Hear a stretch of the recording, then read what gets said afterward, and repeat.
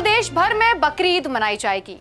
मस्जिदों में नमाज होगी, कुर्बानी की रस्म निभाई जाएगी, बाजारों में रौनक होगी। लेकिन इस बार सिर्फ त्योहार की तैयारियां नहीं बल्कि सुरक्षा व्यवस्था भी सबसे बड़ा मुद्दा बनी हुई है। उत्तर प्रदेश से लेकर दिल्ली, महाराष्ट्र, बिहार, पश्चिम बंगाल और कर्नाटक तक पुलिस प्रशासन हाई अलर्ट पर है। ड्रोन कैमरे उड़ाए जा रहे हैं, सोशल मीडिया मॉनिटरिंग बढ़ाई गई है, संवेदनशील इलाकों में फ्लैग मार्च हो रहे हैं और प्रशासन का एक ही लक्ष्य है, त्योहार शांतिपूर्ण तरीके से संपन्न हो जाए। लेकिन सवाल सिर्फ सुरक्षा का नहीं है, सवाल उस राजनीति का भी है जो हर बार बकरीद के आसपास तेज हो जाती है। कहीं कुर्बानी को लेकर विवाद, कहीं सड़क पर नमाज को लेकर बयान, तो कहीं प्रतिबंधित जानवरों की कुर्बानी पर सख्ती और कहीं नेताओं की बयानबाजी। कोई इसे धार्मिक अधिकार बता रहा है तो कोई कानून और व्यवस्था का मुद्दा। यही वजह है कि इस बार की बकरीद सिर्फ एक धार्मिक त्योहार नहीं बल्कि देश के सामाजिक और राजनीतिक माहौल की भी बड़ी परीक्षा बन गई है। बकरीद क्या है, क्यों मनाई जाती है? बकरीद, जिसे ईद उल अजहा कहा जाता है, इस्लाम के सबसे अहम त्योहारों में से एक माना जाता है। ये त्योहार हजरत इब्राहिम की उस कुर्बानी को याद करके मनाया जाता है जब उन्होंने अल्लाह के हुक्म पर अपनी बेटी की कुर्बानी देने का फैसला लिया था। इस्लामी मान्यता के अनुसार अल्लाह ने उनकी आस्था और समर्पण को देखकर बेटे की जगह एक जानवर की कुर्बानी स्वीकार कर ली। तभी से कुर्बानी की परंपरा शुरू हुई। इस त्योहार में बकरा, भेड़, ऊंट या अन्य वैध जानवरों की कुर्बानी दी जाती है। किन जानवरों की कुर्बानी पर रोक है? भारत में अलग अलग राज्यों के अलग कानून हैं, लेकिन लगभग सभी राज्यों में गाय, बछड़ा और कई जगह पर ऊंट की कुर्बानी पर प्रतिबंध है। दिल्ली सरकार ने भी हाल ही में स्पष्ट आदेश जारी किया है कि गाय, बछड़े और ऊंट की अवैध कुर्बानी नहीं होगी और कानून तोड़ने वालों पर सख्त कार्रवाई की जाएगी। उत्तर प्रदेश सरकार ने भी प्रतिबंधित पशुओं की कुर्बानी पर पूरी तरीके से रोक लगाई है। प्रशासन को निर्देश दिए गए हैं कि सिर्फ अधिकार प्राप्त जगहों पर ही कुर्बानी हो। कई राज्यों में पशु क्रूरता कानून, नगर निगम नियम और स्थानीय प्रशासनिक आदेशों के तहत सार्वजनिक जगहों पर कुर्बानी, खुले में मांस बेचना और अवैध पशु परिवहन पर कार्रवाई की जाती है। सीएम योगी के निर्देश, नो रोड नमाज, नो पब्लिक कुर्बानी। इस बार सबसे ज्यादा चर्चा उत्तर प्रदेश के मुख्यमंत्री योगी आदित्यनाथ के निर्देशों की हो रही है। उन्होंने अधिकारियों के साथ समीक्षा बैठक की है और साफ कहा है कि नमाज सिर्फ पारंपरिक ईदगाह और मस्जिदों में हो, सड़क जाम करके नमाज अदा ना की जाए, कुर्बानी सिर्फ तय स्थानों पर हो, प्रतिबंधित पशुओं की कुर्बानी पर सख्त कार्रवाई हो, खुले में मांस बिक्री ना हो, अवैध छेड़खानों पर कार्रवाई की जाए, सोशल मीडिया पर अफवाह फैलाने वालों पर सख्त नजर रखी जाए, वहीं संवेदनशील इलाकों में अतिरिक्त पुलिस बल तैनात रहे। इन निर्देशों के बाद यूपी पुलिस और प्रशासन को हाई अलर्ट पर रखा गया है। देश भर में सुरक्षा व्यवस्था कैसी है? दिल्ली, मुंबई, लखनऊ, हैदराबाद, भोपाल, जयपुर, कोलकाता और पटना जैसे शहरों में पुलिस ने संवेदनशील इलाकों की पहचान की है। जगह जगह बैरिकेडिंग की गई है, सीसीटीवी कैमरे एक्टिव किए गए हैं, सोशल मीडिया मॉनिटरिंग सेल 24 घंटे काम कर रही है और साइबर टीमें भड़काऊ पोस्ट पर नजर रख रही हैं। कई राज्यों में प्रशासन ने पीस कमेटी मीटिंग्स आयोजित की, जहां हिंदू और मुस्लिम समुदाय के लोगों से शांति बनाए रखने की अपील की गई। पुलिस का फोकस खास तौर पर उन इलाकों पर है जहां पहले सांप्रदायिक तनाव या झड़पें हो चुकी हैं। रेलवे स्टेशन, बस स्टैंड, बाजार और ईदगाह के पास अतिरिक्त सुरक्षा बल तैनात है। कुछ शहरों में आरएएफ और पीएसी जैसी फोर्सेस भी तैनात की गई हैं। बकरीद पर पहले कहां-कहां विवाद हुए?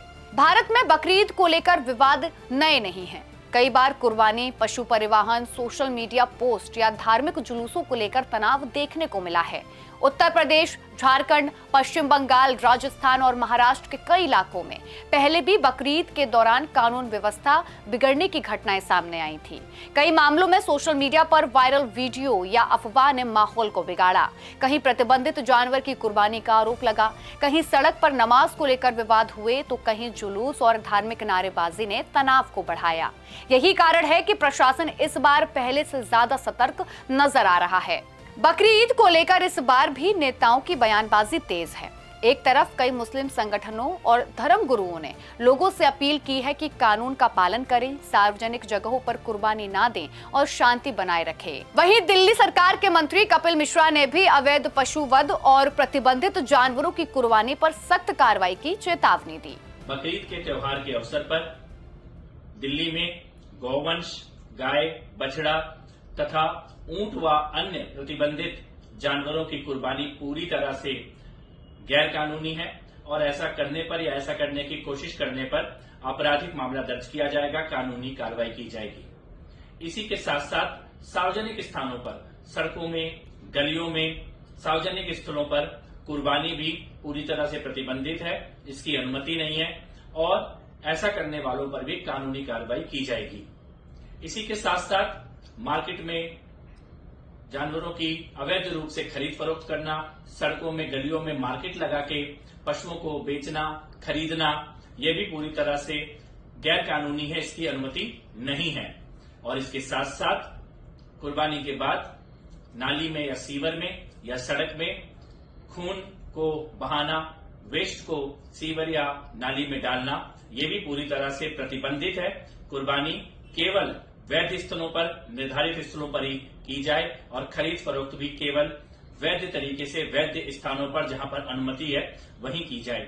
कि हर साल की तरह इस साल भी इस फेस्टिवल को बड़े पैमाने पर अच्छे अंदाज में मनाया जाए और जो भी एडमिनिस्ट्रेशन के इंस्ट्रक्शंस हैं अलग अलग स्टेट्स में, उसको पूरी तरीके से फॉलो किया जाए और नमाज ईदगाह के अंदर ही अदा की जाए और नमाज के लिए ईदगाह जल्दी आ जाया जाए जिसमें कि अंदर कायदे से आपको जगह मिल सके और उसी के साथ साथ सिर्फ उन्हीं जानवरों की कुर्बानी की जाए हर साल की तरह जिन पर कोई कानूनी बंदिश नहीं है और कुर्बानी करते वक्त पूरी साफ सफाई का ख्याल रखें, हाइजीन का ख्याल रखें और कुर्बानी के जानवर का वेस्ट जो नगर निगम की तरफ से इंतजामात हैं उसी के ज़रिए से डिस्पोज ऑफ करें और उसी के साथ साथ तो कुर्बानी करते वक्त ना कोई फोटो ली जाए, ना कोई वीडियो बनाया जाए और ना उसको सोशल मीडिया पर अपलोड किया जाए।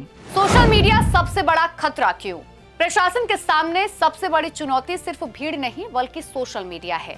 पिछले कुछ सालों में देखा गया कि पुरानी वीडियो, फेक क्लिप और भड़काऊ पोस्ट तेजी से वायरल होकर तनाव पैदा करती हैं।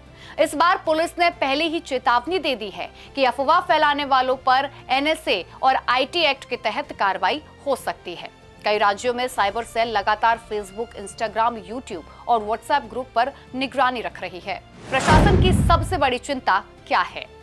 प्रशासन की सबसे बड़ी चिंता यह है कि कोई छोटी घटना बड़ा सांप्रदायिक तनाव ना बन जाए। इसलिए इस बार कई जिलों में संवेदनशील, अति संवेदनशील और मिक्स आबादी वाले इलाकों की अलग अलग निगरानी हो रही है। पुलिस सूत्रों के मुताबिक पिछले रिकॉर्ड खंगाले गए हैं। पुराने विवादित इलाकों में अतिरिक्त पुलिस फोर्स भेजी गई है और स्थानीय मुखबिर तंत्र को भी सक्रिय किया गया है। बकरी ईद का संदेश कुर्बानी, त्याग और इंसानियत का है, लेकिन हर साल ये त्योहार देश के सामाजिक संतुलन की भी परीक्षा बन जाता है।